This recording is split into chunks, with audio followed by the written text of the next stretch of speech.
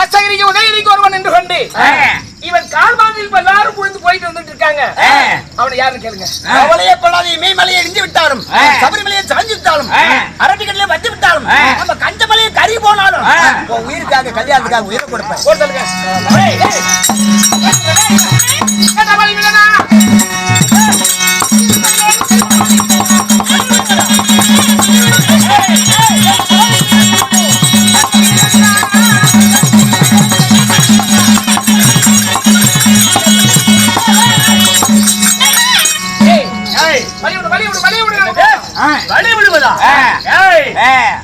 என் காலுக்கிடையே புகுந்து போ. சற்று நேரத்துக்கு முன்பு அஷ்டாபுரத்தவனன் அரவக்குடியோன் தெரியோதன் தன்னுடைய படைகளோடு புகுந்து போனான். துரியோதனம் காலுக்கடியில் போவாண்டா. நாங்க போக வேண்டிய அவசியமே கிடையாது. வேண்டாம். ஆனதாபனம் செய்யும் ஒவ்வொரு வினாடியும் நாடியானது ஜாதகமாகி போய்கிறோம். பொறுமையாரு முடியாது.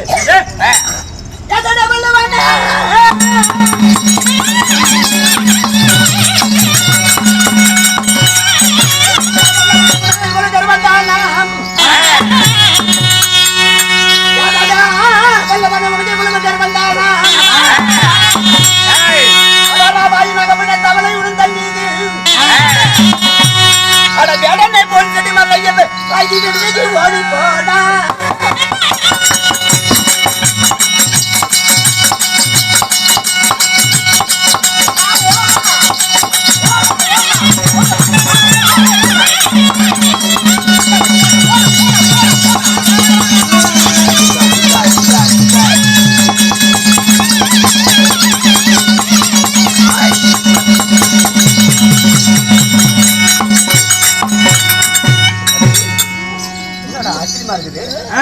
நம்மள கண்டா இப்பேற்பட்ட போர் வீரன் காலதாமதம் இல்லாமல் ஒரு வினாடி ஒண்ணு கொண்டு விடுவாரு.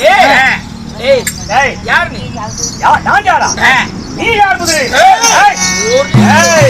யார் நீ? ஜாதி ஒன்று தெரிஞ்சாக்கணும். யார் நீ? பாண்டவர் குலத்தில் பிறந்த பாத்தியமனாக அச்சிருக்கும் நாகலோகத்தில் அரசியாகிய நாகத்தில் பிறந்த என்னுடைய பேர் நல்லரவா. ஐயோ அண்ணா, எங்களை யாருன்னு உங்களுக்கு அடையாளம் தெரியவில்லையா? உங்களுக்கு தெரியாதண்ணா. உங்களை கவலைக்கு நிற்கும் அப்பா மதுரைக்கு பிறந்த அண்ணா கடோர் கஜன், ஆயந்தங்க சுபத்திரைக்கும் ஆனால் அழகுனனுக்கு பிறந்த உன் அருமை தம்பி நான் அபிமன்யு. ஐயோ தம்பி,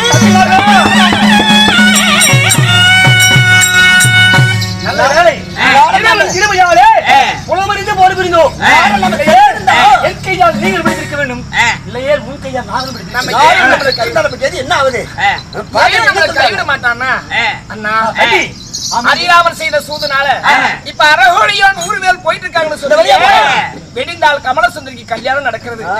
அந்த கல்யாணத்தை தடுத்து எனக்கு கல்யாணம் பண்ணி வைங்கண்ணா. நீ ஆசைப்பட்ட பெண்ணுக்கு அந்த மலையின் மகனுக்கு திருமணமா? தந்தையருக்குத்தான் துரோகம் செய்தான் உனக்குமா? தம்பி புறப்படி, இருவருக்கு ஒருவர் துணை. நான் வருகிறேன். ஒருவருக்கு இருவர் துணை, இருவருக்கு 3 பேர் துணை.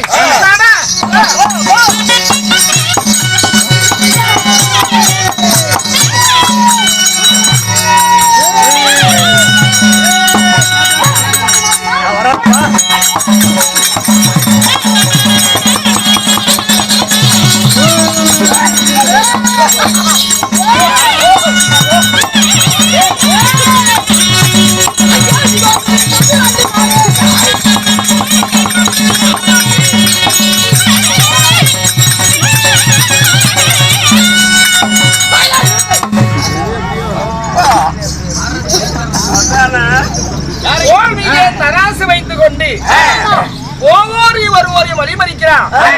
நான் அந்த வழியா போகணும். விடுபடியே அற பசங்க எதா இருந்தாலும் காலில எல்லாம் பேசக்கூடாது, கையில பேசக்கூடாது. வாயில பேசுங்க, நான் பேசுறேன். நாங்க இப்ப மாலால கோபத்தோடு போயிட்டு இருக்கிறோம். அந்த திடீர்னோட சேனாதி சேனை எல்லாம் இப்பதான் ஒவ்வொருத்தனையும் எடை போட்டு அனுப்பி இருக்கிறேன். எடை போட்டு தராசல் ரெண்டா பக்கம் நின்னுங்க. எனக்கு எடை போட்டுதான் அனுப்பு, அந்த அனுப்பு இல்ல அனுப்ப மாட்டேன். கடையிலே கொஞ்சம் திராட்சை பிச்சு விடுவோம்.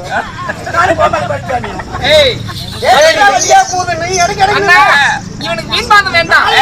அரவுடைய சேனை எல்லாம் இவன் தராசுல உட்கார்ந்து போனான்னு சொல்றாங்க. ஒரு வினாடி தாமதிச்சா நான் பாக்கட்டுமா, நீ கவனிக்கிறியா?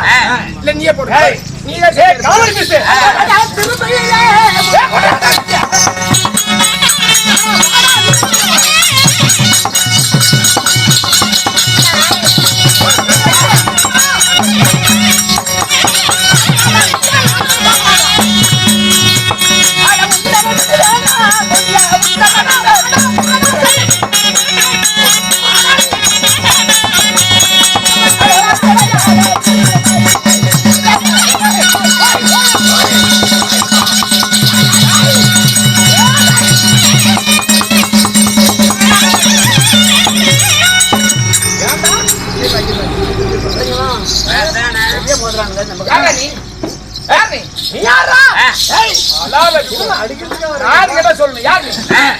நான் ஆறு கட்டு பயந்துட்டு ஓடலாம்னு பாக்குறேன்.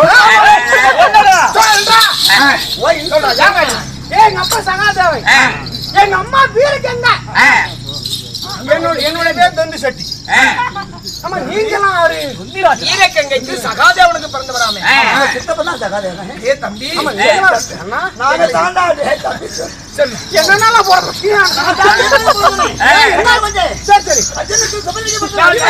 அப்படியா? நாங்க எதுக்கு போறோம் தெரியுமா? காரணம் மாமா அதான் கமல சுந்தரியே தம்பி ஆகிய மலையிட போறான் அபிமன்னை. இருங்க, இதுதான் சரியான நேரம். அண்ணாவாயி அரவானுக்கும் ஹரிராமராய பெருமானுக்கும் உண்மை இருக்கு. நீ யாரோ ஒரு சேனையில நீங்க பாத்துங்க, அண்ணா அதேனுடைய சேனையில நீங்க பாத்துங்க.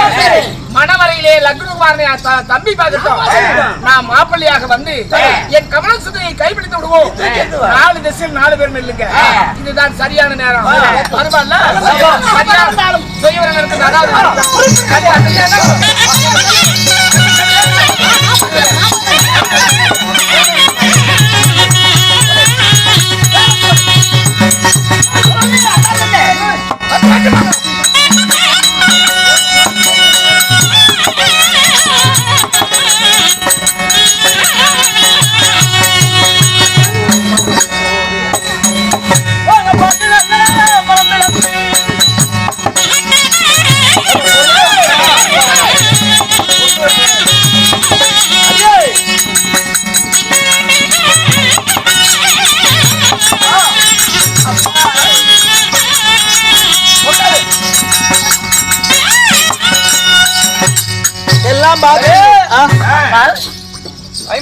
தேசத்துக்கு அதிபதியாகிய 60 கோடி வேணும் மாப்பிள்ளையோட இங்க வருவாரு.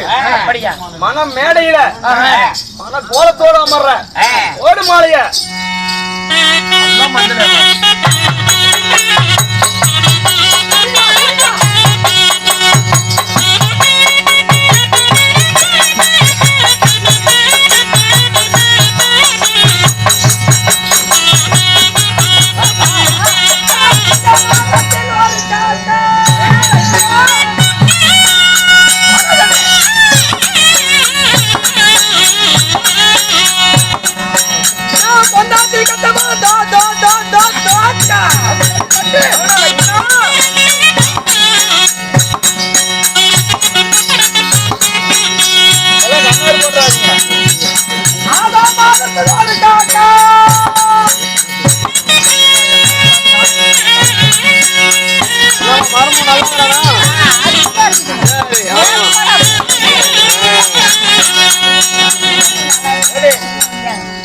மகனே லைக்குனா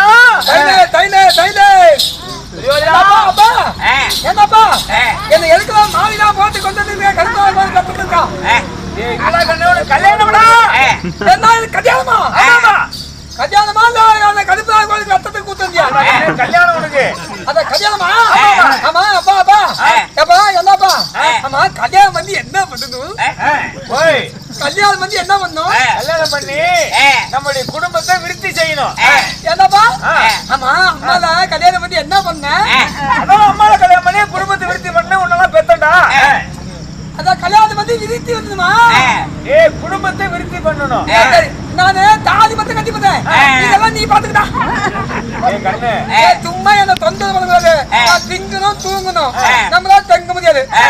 கண்ணு எல்லா நாடு ஜனமும் பாத்துட்டு இருக்காங்க. கொஞ்சம் மரியாதை பேச கண்ணு.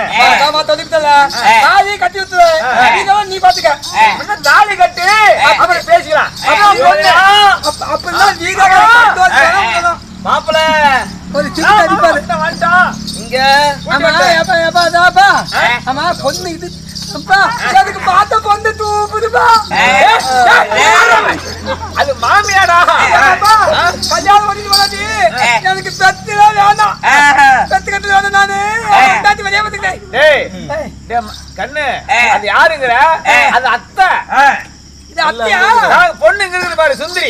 அப்பா அப்பா நான் சொன்ன கோத்து மாத்தியா சொல்லு. நீ அதை கத்திக்க நான் இதை கத்திக்க. அவன் கல்யாணம் பண்ணிட்டு கல்யாணம் தான் பண்ணுங்களா? அறவை அத்தா அத்தா போய் உட்காரு போ. சுந்தரி அதே புந்தரியா ஆசா பாசமா பேசு.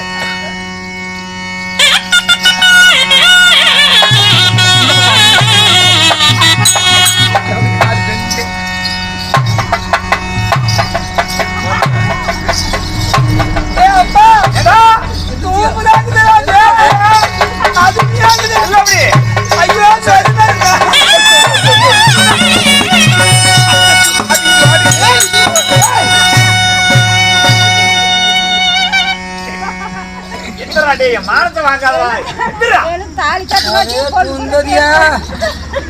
எங்க தந்து பார்த்து பொறுத்து எப்படிக்குது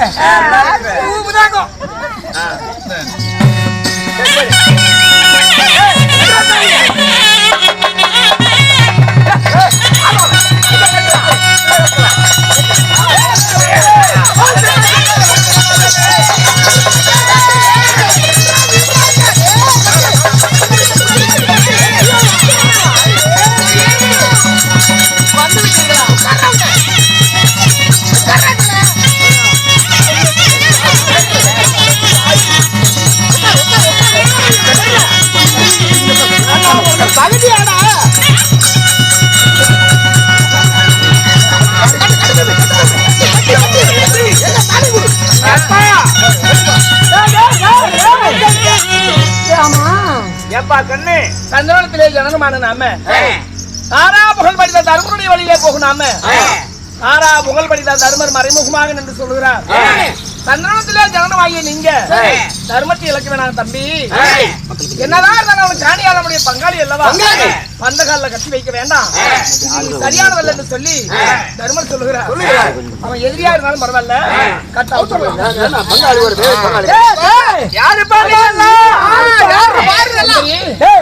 நீ என்ன எனக்கு ஓலை எழுதுன குமாரனுடைய தலையிலே கண்ணையை எனக்கு மனம் புரியுன்னு சொன்னல.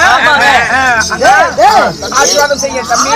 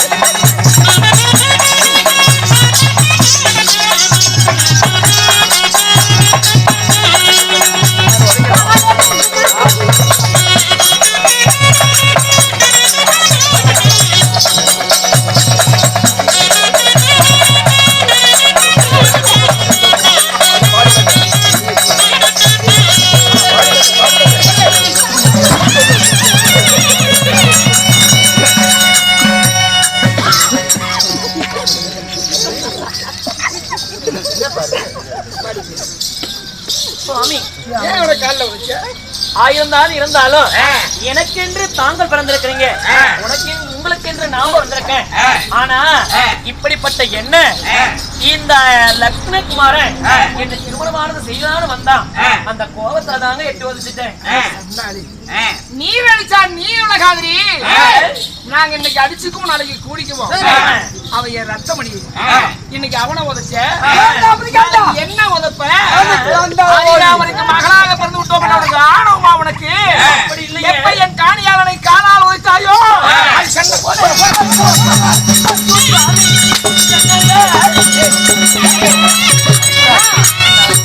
சுவாமி இவ்வளவு பெரிய ஆணவம் பிடித்தவளை வைத்து இந்த அபிமன்னா ஒருபோது இவளோடு வாழ இயலாது. கொண்டு போய் கல்லறை சிறையிலே அழைத்து வையுங்க. என்னைக்கு உனக்கு விடிவு காலம் பிறக்குதோ அன்னைக்கு நான் உன்னை விடுதலை செய்கிறேன்.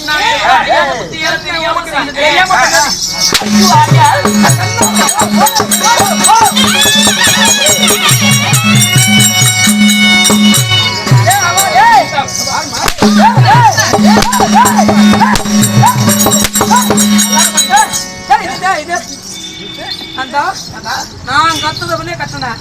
Right okay உத்துட்டாய். நீ வேற உத்து போ போய்டாதே. அண்ணா எனக்கு வந்து பத்துனடா. என்ன மயிலுக்கு தான் அத்தி அடிக்குது. என்னடா நீ பிள்ளைய நீயா கத்திக்கடா? அத்தி நீயா வேலை பண்ணிட்டு வாடா. ஏய் நீ பிள்ளைய நீ கத்திடா. பிள்ளைய நீ கத்திடா. நான் அத்தி நான் கத்திக்கிறேன். வந்தா என்னடா இது? அண்ணா உனக்கு என்ன ஆகுது? அது தூங்க தாத்தி வந்து வேலை ஊத்து வந்துட்டே. காடு வனவாசம் போயிருக்காங்க. 12 ஆண்டு வனவாசம் முடிஞ்ச 5வது மாசம் நிறைவு செஞ்சு வரட்டும். போடுறா நாய், போடுறா போடுறா போடுறா கல்யாணம் பண்றேன். போடுறா நாய்,